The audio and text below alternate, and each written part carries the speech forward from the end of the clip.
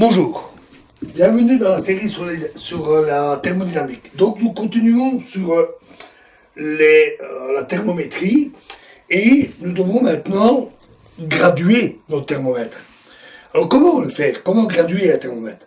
Les graduations indiquent les températures. Mais on a aussi besoin des températures pour pouvoir graduer. Donc ça se mord un peu la queue. Et donc la question, c'est comment peut-on faire? Alors, il y a une manière très simple, c'est par comparaison. Si vous avez un thermomètre de référence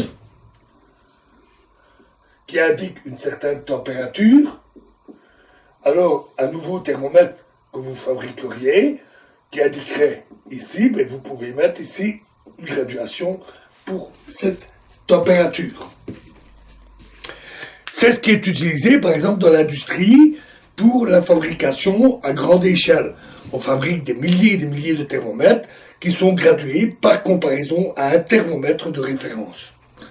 Mais il faut faire attention avec cette façon de faire, parce que si on fait une copie d'une copie, comme le thermomètre de référence, qui aurait lui-même été fabriqué à partir d'un autre thermomètre de référence, etc., à chaque copie, on perd en précision. Il faut aussi pouvoir contrôler les thermomètres qui sont fabriqués, c'est le contrôle qualité.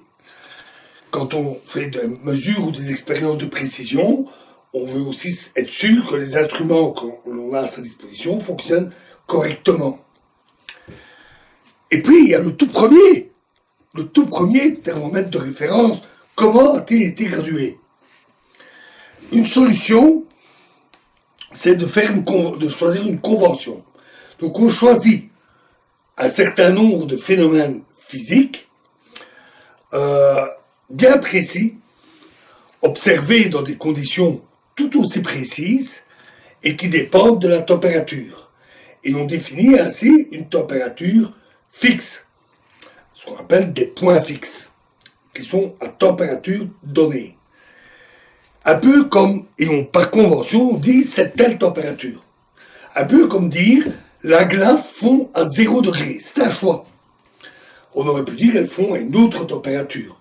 C'est des cas chiffres que l'on choisit.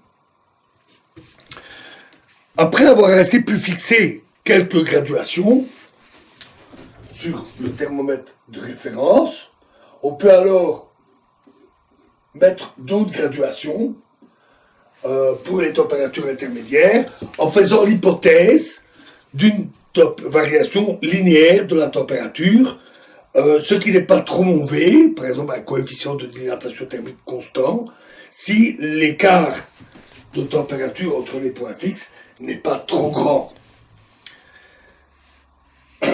Et donc, selon les conventions que l'on fait, cela donne différentes échelles de température. Alors, commençons par l'échelle Celsius. C'est pas la plus ancienne. Celsius, mais c'est celle que nous connaissons bien, a choisi 2 points fixes. Il a choisi la température de fusion de la glace comme étant 0 degré. Et la température d'ébullition à pression atmosphérique en vapeur comme étant 100 degrés. Avec un grand C pour Celsius. Ce n'est pas très très précis, car ça dépend de la pression atmosphérique.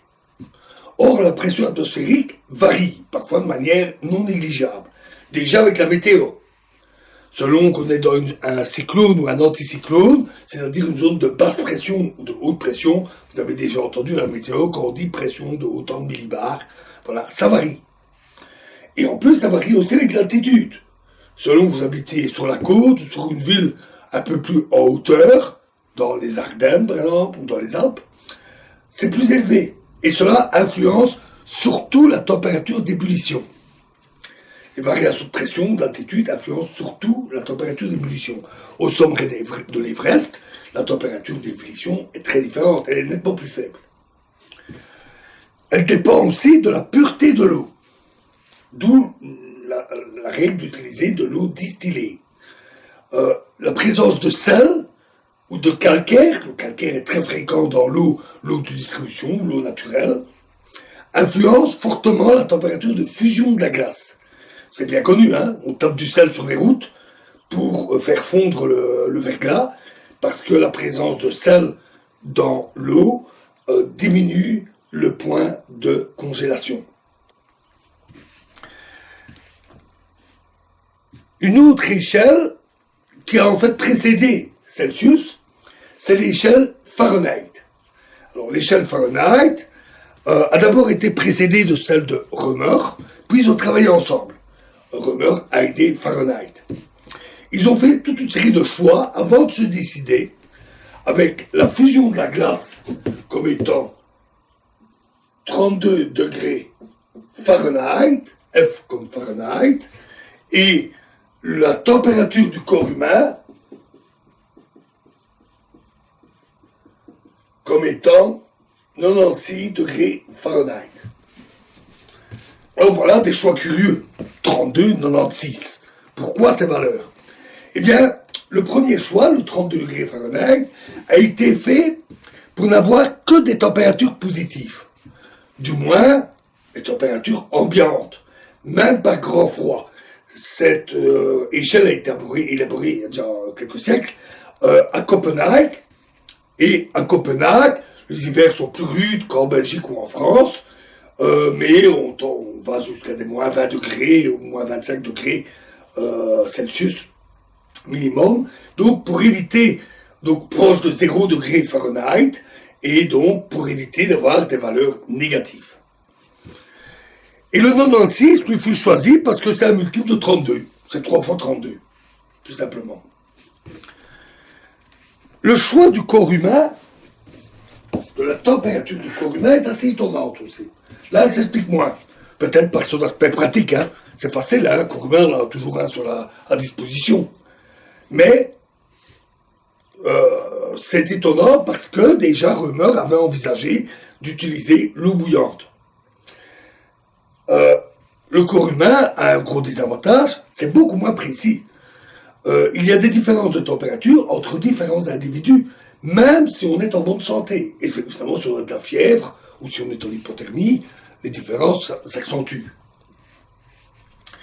Par la suite, donc, elle fut améliorée par les continuateurs de Fahrenheit et ils décidaient de reprendre la température d'ébullition de l'eau et de lui fixer 212 degrés Fahrenheit.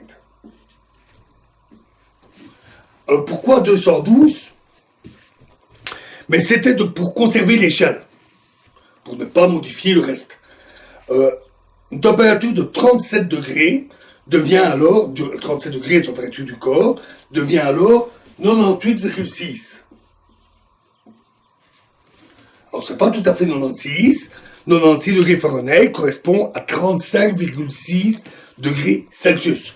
Cet écart, parce qu'ils auraient pu choisir une valeur un peu différente pour que ça colle mieux, mais cet écart était dû justement à la mauvaise précision de ces mesures de température. L'échelle qui a été choisie, c'est l'échelle Celsius. Alors, au départ, tout le monde, un peu partout dans le monde, utilisait un peu toutes les échelles. En plus exactement le centigrade. Alors, on va y revenir, on en avait déjà parlé. Mais à un moment donné, il y a eu des conventions internationales et on a dit, voilà, on utilise l'échelle, le degré centigrade, ou plus exactement l'échelle absolue qu'on va voir, et plus Fahrenheit, qui est trop compliqué. Du moins officiellement. Quand les scientifiques publient ou qu'ils comparent leurs données, la science étant internationale, tout le monde travaille avec des degrés Celsius ou centigrades. Ou des Kelvin, on va y revenir.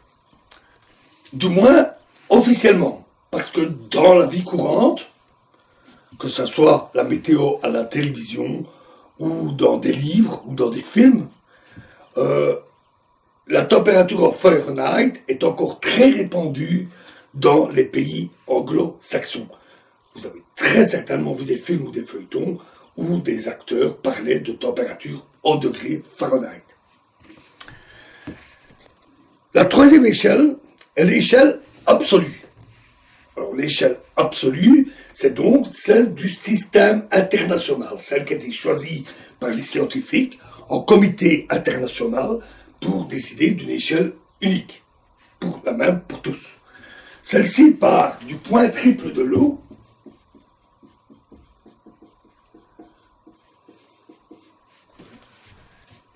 et le définit comme étant 273,16,16 Kelvin. Je note souvent la virgule par un point. C'est la notation anglo-saxonne, c'est celle qui est la plus répandue aussi. On ne met pas le petit degré pour le cas, je l'avais déjà dit. Et la température de l'eau bouillante, donc température ébullition, a une pression, non pas la pression atmosphérique, mais une pression de exactement une atmosphère. Si c'est pas la pression ambiante, à cause de la météo, de l'altitude, c'est rien. Si on veut faire des mesures précises, on met ça dans un caisson et on fait varier un peu la pression pour avoir exactement une atmosphère. Pour ceux qui gonflent les pneus, c'est une pression de 1 kg. Et cette température est définie comme 373,15 Kelvin. Cette échelle absolue est assortie d'un tas de règles. C'est pour le système international, sur les unités de mesure, sur les constantes, etc. Il y a toujours un tas de règles, parfois c'est des pages et des pages. Des règles qui fixent la pureté de l'eau, pour la mesure du point triple de l'eau bouillante, des considérations sur la précision des mesures, sur l'usage de ces valeurs, sur la façon de faire les mesures, les conditions dans lesquelles les faire.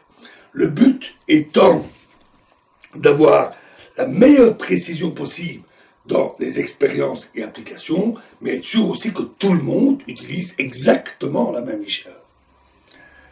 Alors le point triple de l'eau, je l'avais dit, c'est la situation qui se produit à une température précise et une pression précise, nous y reviendrons très vite, où on a à la fois de l'eau, de la glace et de la vapeur d'eau. Le tout étant à l'équilibre thermodynamique, y compris avec le thermomètre. Puisque bien entendu, le thermomètre doit être à cette température-là. C'est d'ailleurs ça le plus délicat. Obtenir un très bon équilibre thermique n'est pas toujours facile à cause des fuites de chaleur. Et donc, c'est souvent ça qui limite la précision de cette échelle de mesure.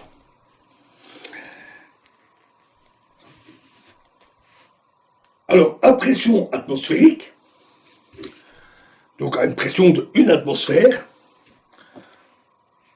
la fusion de la glace, donc non au lieu du point triple, donc on n'est plus au point triple, à la pression de 1 atmosphère, la glace fond alors à 273.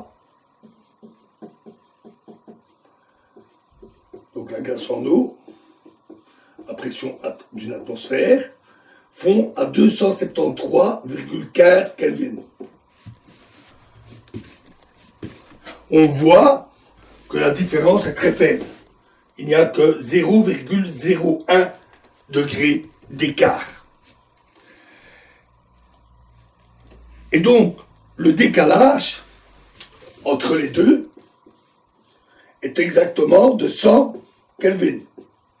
Exactement comme pour les 100 degrés Celsius. En fait, pour l'échelle centigrade, on prend le point triple et on dit c'est 0,01 degré centigrade, qui a le bon goût d'être le même que le Celsius. C'est parce que, à une définition plus précise près, c'est la même échelle.